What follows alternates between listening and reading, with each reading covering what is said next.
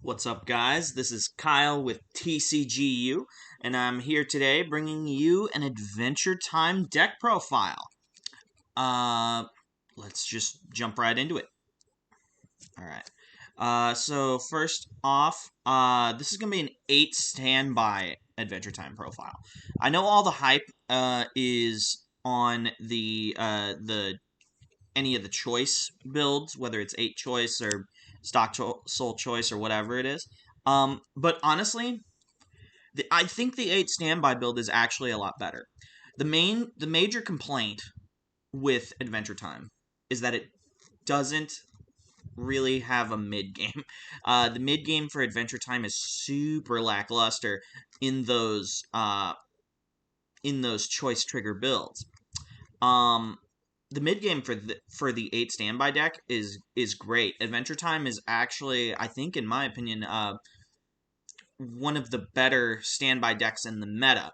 And at least right now in our current meta, I think it's the best standby deck until Dal comes out. It's really, really strong and really consistent. Um, so anyway, we're starting off with 4 standby trigger for the combo. This finisher, while it's not on paper, it's not as good as the Finn and Jake.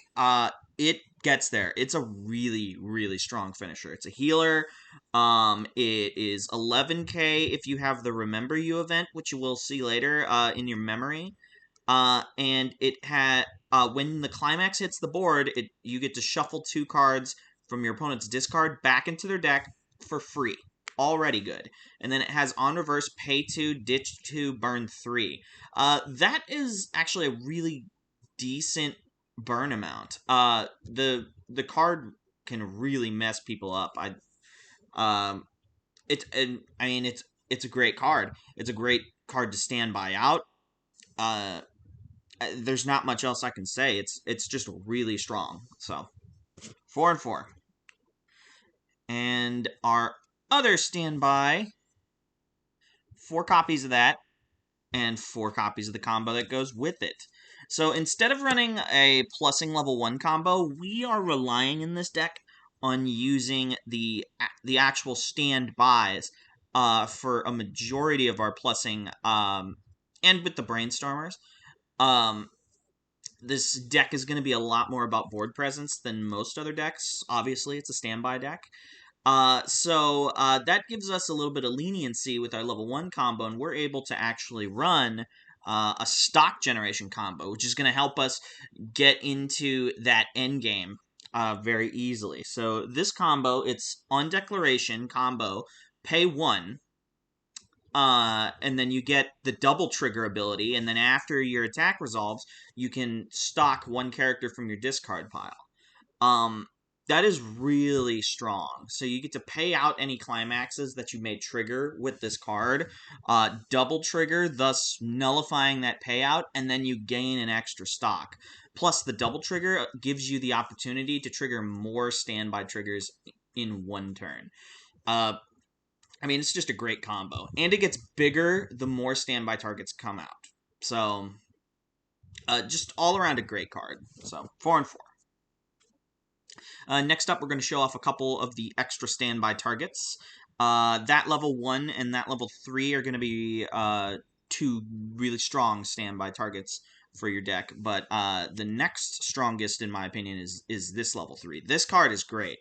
So it's a 2k assist in front, and it gives all characters on reverse send opposing character to memory, which is really strong.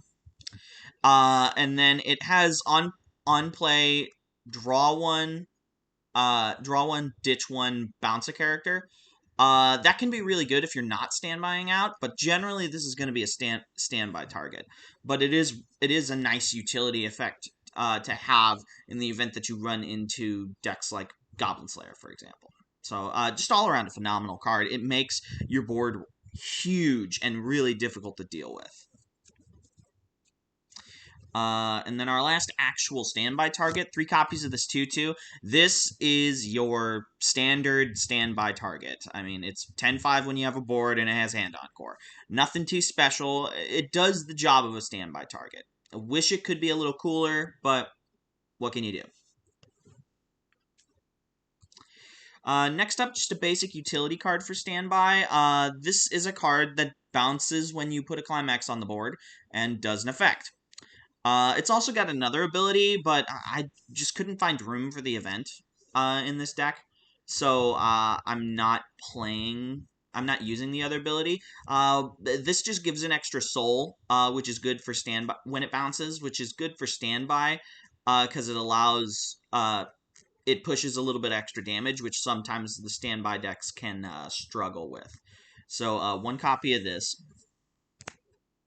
And of course, it's a standby deck, so we're running 2 copies of the punch counter.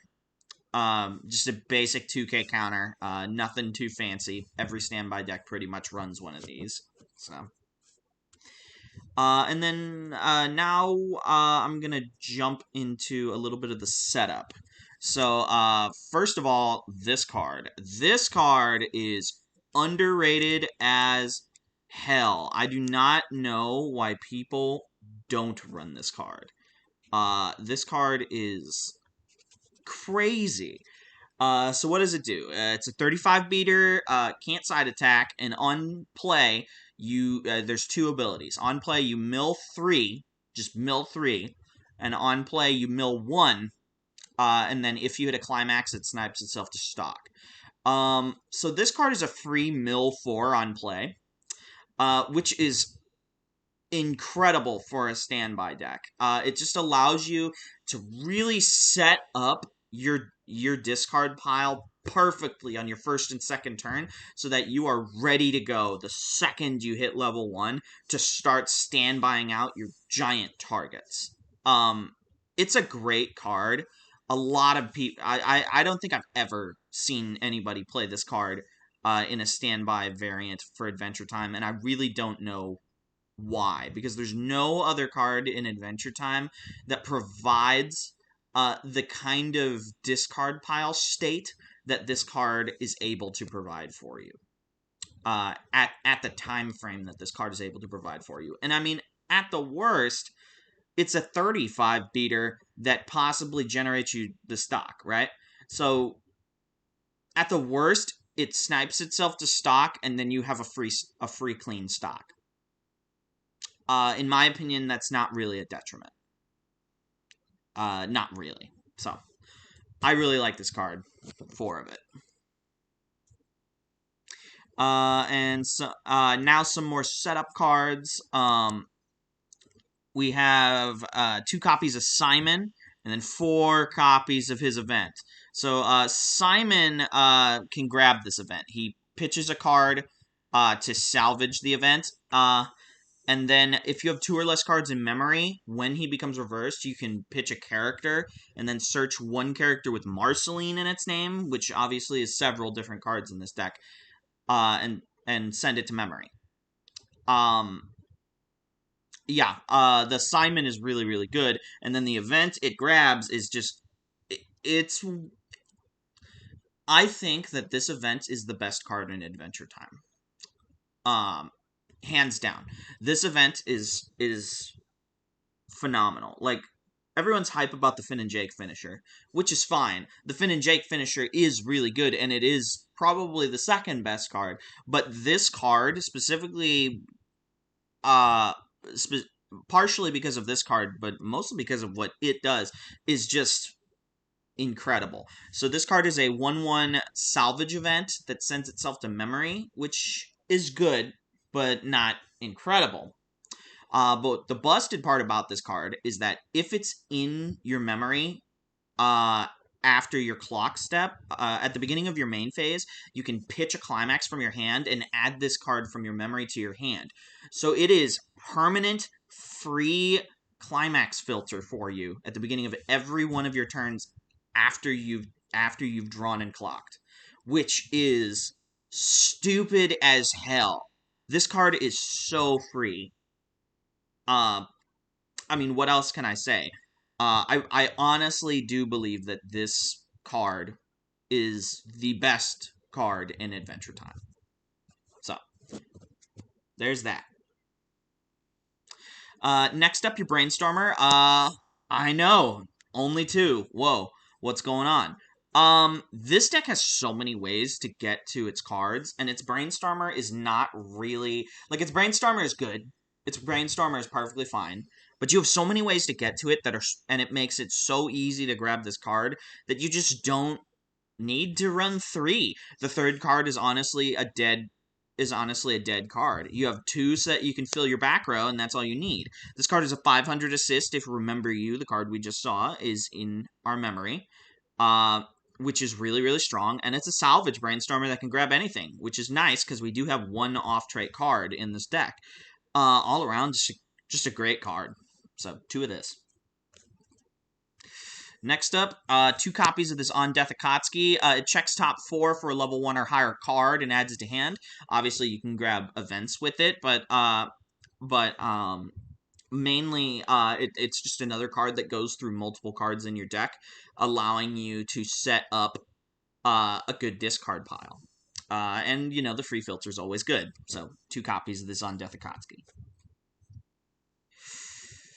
3 copies of Wildberry Princess. Man, if I could find room for a 4th, I would totally be running a 4th. But I personally don't really see a good spot for me to cut where I'm not losing out somewhere else. So, 3 copies of the Wildberry Princess, which is perfectly fine. It's a level 0 bomb that's 500 power, so perfect bomb state. And then when it becomes reversed, pay 1, ditch 1, send it to memory, and then search for an OO character. These profiles are incredible, and they just threw it on a great bomb profile, which, I mean, this is definitely top 5 cards in Adventure Time. It's really, really strong. And between this and the event and the Simon, you have so many cards. Like, you can set up a solid 5 to 7 card memory compression in Adventure Time very, very easily. And at that point, mixed with your stock generation, I mean, you can just put yourself in these crazy oppressive deck states where you'll have 6 climaxes in deck and 14 cards total in your deck. And it's insane. So, 3 copies of this card. 2 copies of this early play. This is, there's only 2 decent early plays in the whole set. This is one of the better ones. This is a chop early play if you have 4 or more other characters on the board, and it checks top X for a card, adds it to hand, and it's 10k when it hit, when you have a full board. I mean, cards fine. The main reason you run it is that you can just grab that extra, that standby when you need it for your combo. And that's the main reason why you run it. And now just like some pure utility cards. 2 copies of this early play healer. 2 or less climaxes in discard at early plays, and then it's a pitch a card to heal to stock. Heal to stock profiles are always great. This is probably the weakest version of this profile ever, which sucks, but I mean, it's still a stock healer, and that's really the point of the card. The reason why it's in my opinion the weakest version of this profile ever is it's literally just 10k, and it doesn't get any bigger, so it's hard to keep it alive. So that really sucks. But it's still a stock healer, and that's the point. So 2 copies of this. 1 copy of this free fresh counter.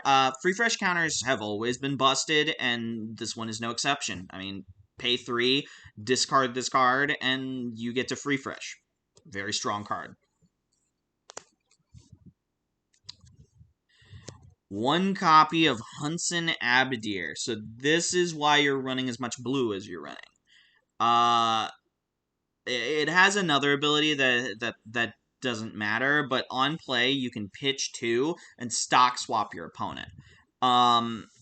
Notably, this card is not on trait. It does not have OO trait, so the only card that can actually grab it is well, the only 2 cards that can grab it are going to be your On-Death Akatsuki and your Marceline Brainstorm.